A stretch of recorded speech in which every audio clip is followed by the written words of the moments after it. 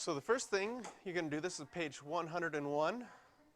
First thing you're going to do is you're going to go to your window and make your window what's called a smart window.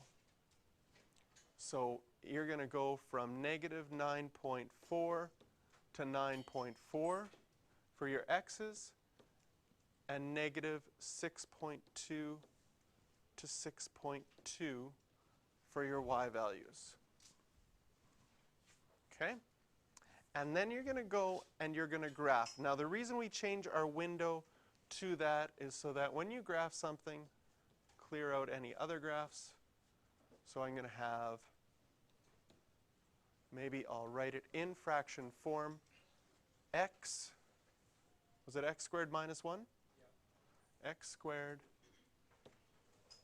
minus 1 over x plus 1 on the bottom? So now when we graph this, the nice thing about setting up the window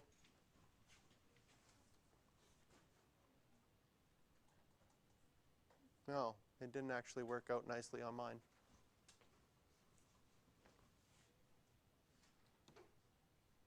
X squared minus 1 over x plus 1. Do you have a space in your graph?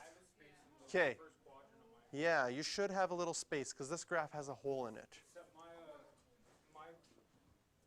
different though. Oh, I did x minus 1. Okay. Yeah,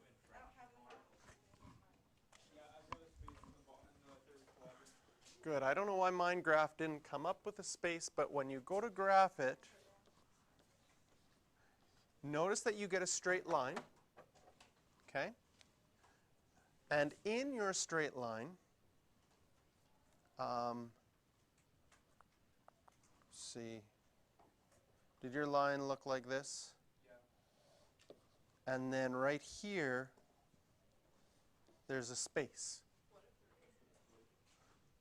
So we're going to draw it with that space. If it's not showing up with the space, I'm going to come look at it right now. So here you have a look at those graphs. You should do a quick check if they match up. Things that should have happened, you should have noticed a hole in this one as well, and a hole in this one.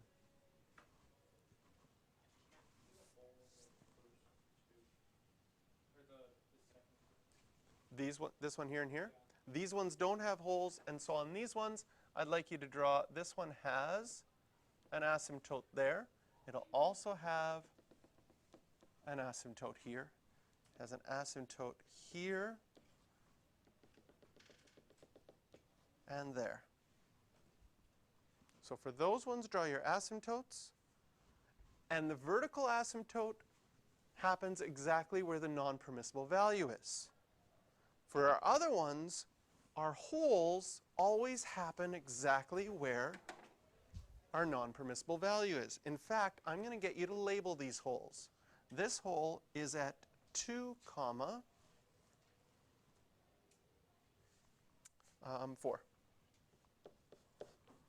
This hole is at -2, -3. And on our first one that we had before, that hole is at -1, -2. Notice that all of our graphs with holes end up looking like straight lines. Did you notice that? All of our graphs with holes end up looking like straight lines. So the question is, how do I know, looking at the equations, how do I know that this first one has a hole and the second one doesn't?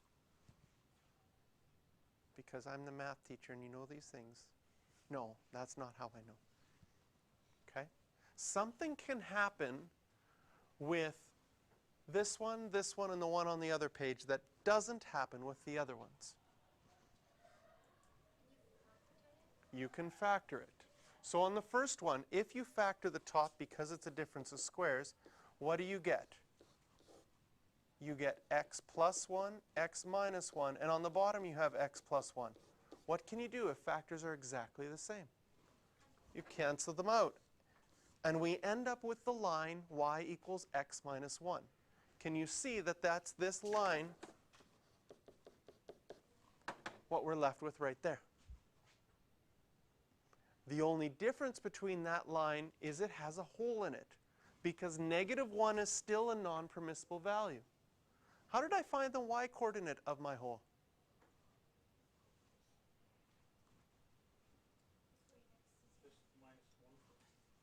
I just minus 1 from it, because if I plug in -1 for x, my equation says x minus 1 is y.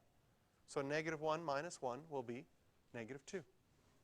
Let's look at our other ones. Can you factor this?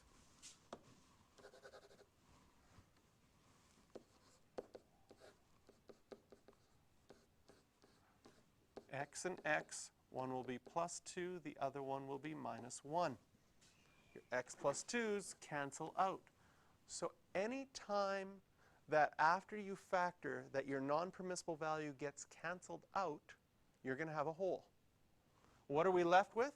We are left with y equals x minus 1. Happens to be the same thing as last time. How do I know where the hole is? Well, if I plug in -2, -2 minus 1 gives me -3. The very last one here at the bottom, on the top, there's a common factor. You can factor out a 2x, leaving you with x minus 2. Again, those cancel out, and you're just left with 2x. So I'm going to get this graph here is the graph of y equals 2x. And that hole, when x is 2, and I plug it in, I'll get 2 comma 4. So what I'd like you to do is right here where it says group 1, all of 5 of these have a pattern. All 5 of these have an x squared on the top as the highest degree and an x on the bottom. In other words, the polynomial on the top we would say has a degree of 2, and the polynomial on the bottom has a degree of 1. This is one set of rational functions that we're going to look at graphing. The characteristics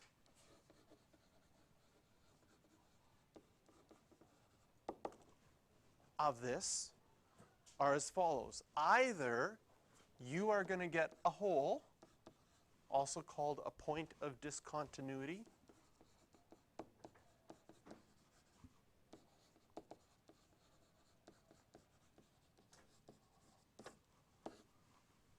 or you're going to get vertical and diagonal asymptotes. And the fancy word for diagonal that we're going to use is oblique.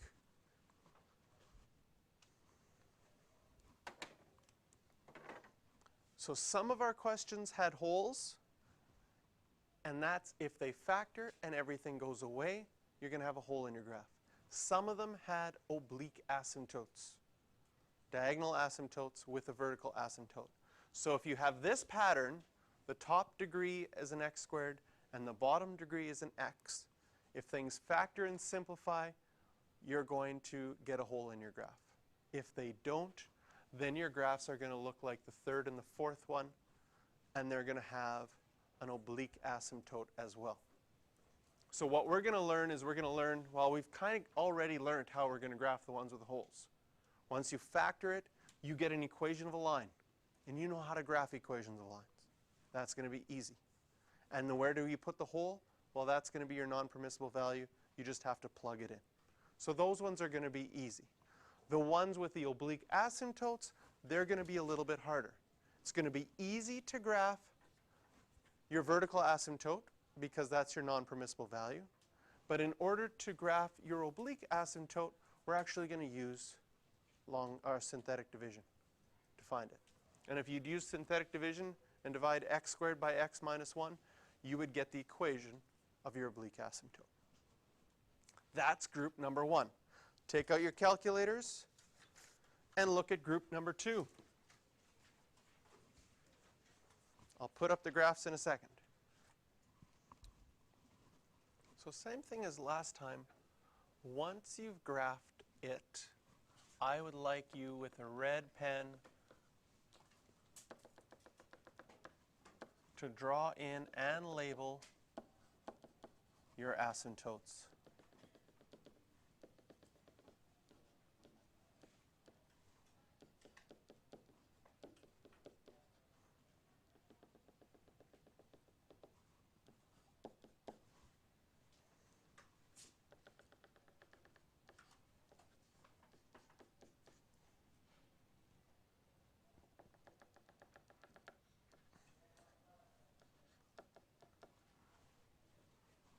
So draw all your asymptotes for these ones. We are going to describe this group's pattern. As far as looking at this, can you see that you have the same degree on the top of your fraction as on the bottom of the fraction? The first one is an x over x graph. The next one's an x squared over an x squared graph. And the last one's an x over x graph. So there's the same degree on the top and the same degree on the bottom. As far as characteristics of these ones are, you will always have both horizontal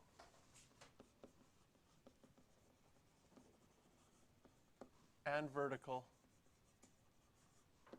asymptotes.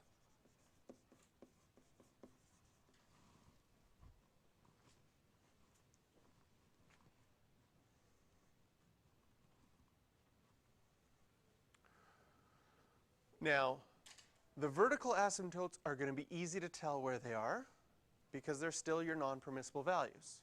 So whatever would make you divide by 0 becomes an asymptote. So in the first one, can you see that 1 would make you divide by 0? The second one, if you factor the bottom to be x plus 2, x minus 2, then both plus 2 and minus 2 would cause you to divide by 0. And the last one, again, plugging in 1 would cause you to divide by 0. So your vertical asymptotes are easy to find just from your non-permissible values. The question will be, how do we find those horizontal asymptotes? Because in all the ones we did up till now, our horizontal asymptotes were always at y equals 0. In fact, you didn't have to worry much because you just drew it in and it was at y equals 0. But now we have it at y equals 3, at y equals 1, at y equals negative 2. I'm going to write one off to the side. Whoa, equal sign got a little bit.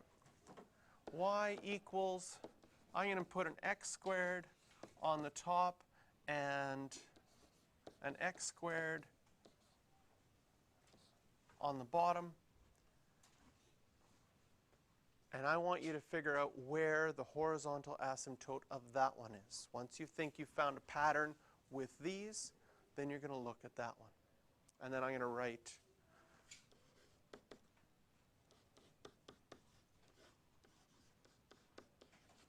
another one.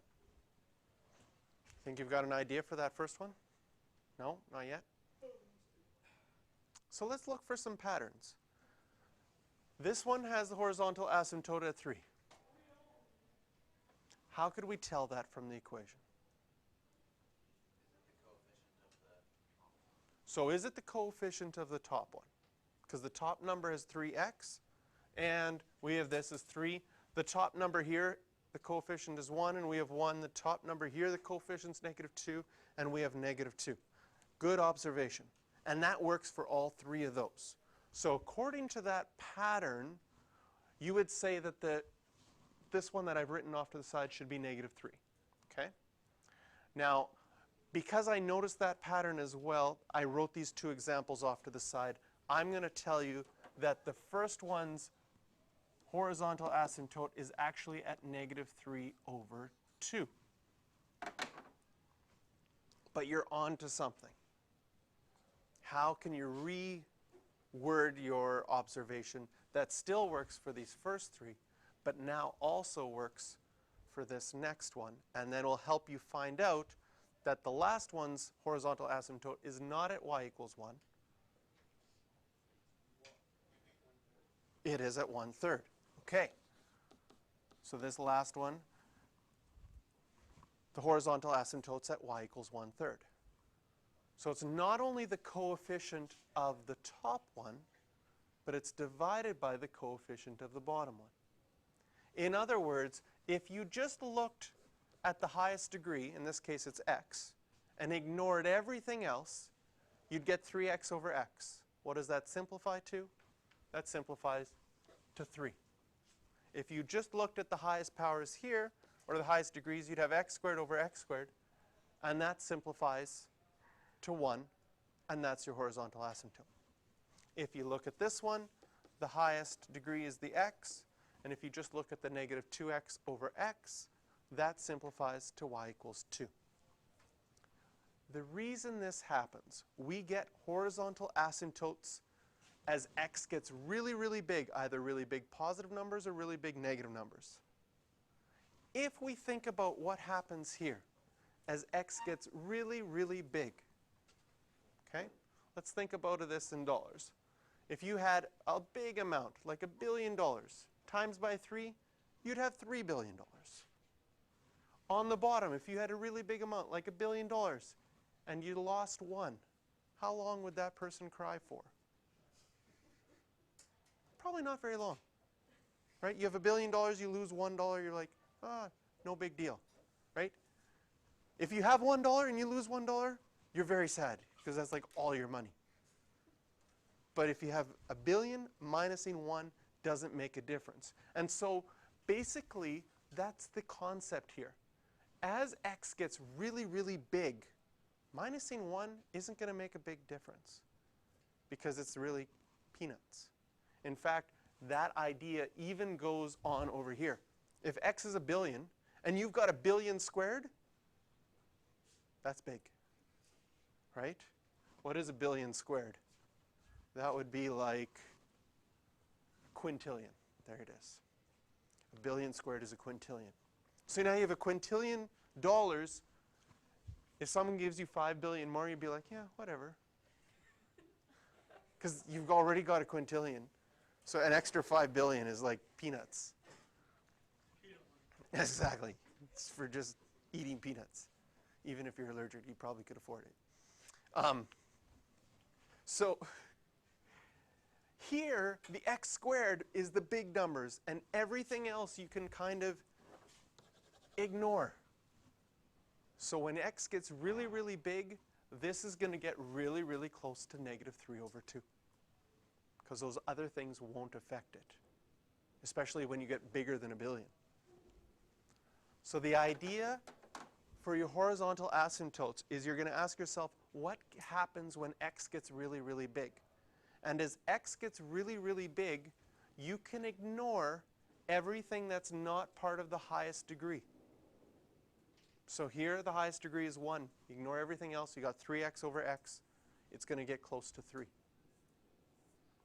And we're going to use that concept for the next group as well. Okay. Group number 3. Yeah. So let's add our asymptotes here. This one only has an asymptote at y equals 0. This one has an asymptote at x equals negative 1, x equals 3, and y equals 0. And this one has an asymptote at x equals 0 and y equals 0. The pattern here, if we were going to describe group 2 or group 3, on the top, each of these has a degree of 0, and on the bottom we have a degree of 2. It's characteristic whenever that happens is you'll always have a horizontal asymptote at y equals 0 and only at y equals 0. And you did these ones last year. You might have called this one a speed bump and this one a volcano. Some names that you sometimes come up for these kind of graphs. and Batman. So we got our degree of 0 over degree of 2. Part of the thing of finding that horizontal asymptote at y equals 0. For example, what is the biggest degree in this first one? It's an x squared. We have an x squared on the bottom. How many x squareds do we have on the top? 0. And if you did 0, x squareds over 0, you would get 0 as your horizontal asymptote. So we can use the same technique as our last group to find that one as well.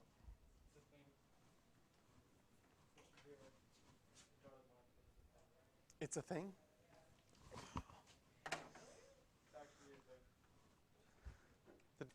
So these ones are more graphs as part of group 3. They have an asymptote at y equals 0. This one has an asymptote at x equals 0. This is a weird graph. This last one has an asymptote at y equals 0. Has no vertical asymptotes because there's no non-permissible values. No matter what you plug into the bottom of that fraction, x squared is always positive. And if you add 1 to something that's always positive, you will get a positive number bigger than 0. And so you're never dividing by 0. And the weird thing about this graph is you have a horizontal asymptote, but right here, your graph actually goes through that asymptote. So whereas vertical asymptotes, your graph will never go through, horizontal asymptotes really show what's happening when x gets really, really big. So there will be times that when x is not really big, like in the middle of our graph here, we do get that a graph goes through. In this one, again, when you're looking at the biggest power is x squared, you have no x squareds on the top, so it makes sense. Oh, and we should change this. This is a degree of 0 or 1, because these ones on the second page have a degree of 1 on the top. In other words, the degree on the bottom is bigger than the degree on the top. That's what this group is about. So this one has an asymptote at 0, but can you see that if you plug in 0, the top will be 0 and you'll actually equal 0. In fact, you have the point 0, 0 on this one, which goes through the asymptote. So horizontal asymptotes show what's happening as the graph goes off to positive or negative infinity, and are really concerned as the x values get really, really big. You know, sometimes you'll see graphs with only half an asymptote, half a horizontal asymptote. Only the negative side has an asymptote, not the positive side. So we get some really interesting graphs. And this one's weird because the graph goes through an asymptote, which is different than what you're used to. So those are 3 patterns of graphs that we're going to look at for rational graphs.